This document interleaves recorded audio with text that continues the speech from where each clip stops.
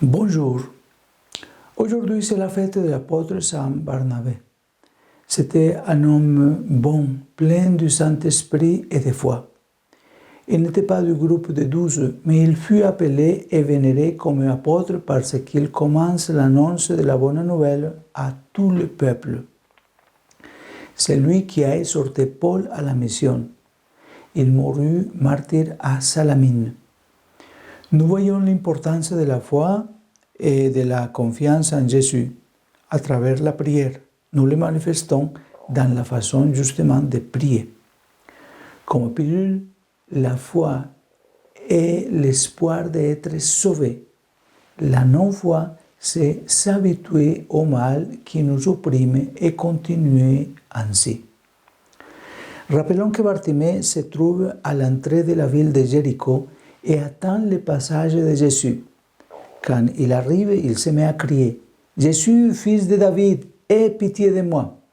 Et les gens essayaient de le faire taire. Mais Jésus l'appelle et entendit sa supplication.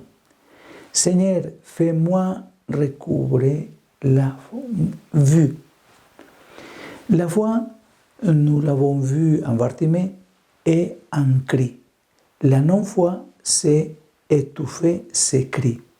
Cette attitude qui avait les gens en les faisant taire, ce n'était pas des gens de foi, mais lui en revanche, oui.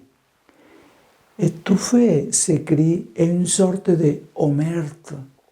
La foi est une façon de protester contre une condition difficile dont nous ne comprenons pas la raison.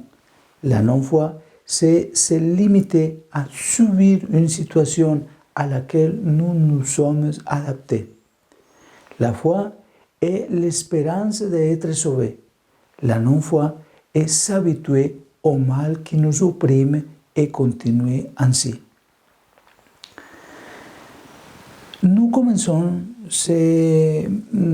justement ces enseignements sur la prière avec le cri de Bartimée, parce que sans doute tout est déjà écrit dans une figure comme la sienne.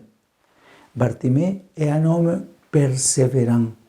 Autour de lui, il y a des gens qui expliquaient qu'implorer était inutile, que c'était un brouhaha qui restait sans réponse, un vacarme qui dérangeait uniquement et qu'il était prié de cesser de crier. Mais lui n'est pas resté en silence et à la fin, il a obtenu ce qu'il voulait. Plus forte que tout argument contraire, dans le cœur de l'homme, il y a une voix qui invoque.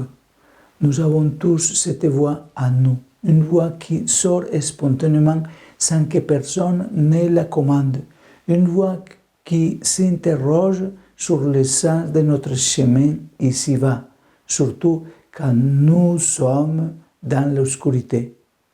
Jésus, aie pitié de moi. Jésus, aie pitié de moi. C'est une belle prière. Mais ces paroles ne sont-elles pas gravées dans toute la création? Tout invoque et supplie afin que le mystère de la miséricorde trouve son accomplissement définitif. Les chrétiens ne sont pas les seuls à prier.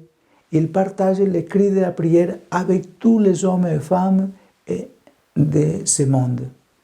Mais l'horizon peut être encore étendu.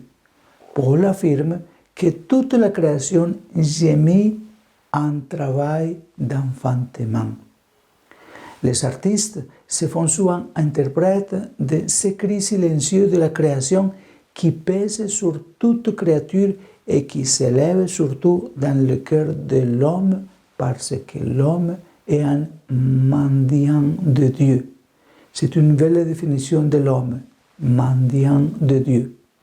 Soyons donc ces mendiants de Dieu comme Bartimée, implorant de grâce pour chacun de nous et pour le monde entier, plus encore en ce moment de tant de souffrance dans tant de régions, par exemple de la Colombie, de la Birmanie, de l'Ukraine, de la Palestine, d'Éthiopie, etc. Comme Bartimée, ne pardonne pas l'espoir et disons toujours avec foi et humilité, Sacré-Cœur de Jésus, j'ai confiance en toi. Que le Seigneur vous bénisse et vous accorde d'écouter vos cris. Au nom du Père et du Fils et du Saint-Esprit. Amen.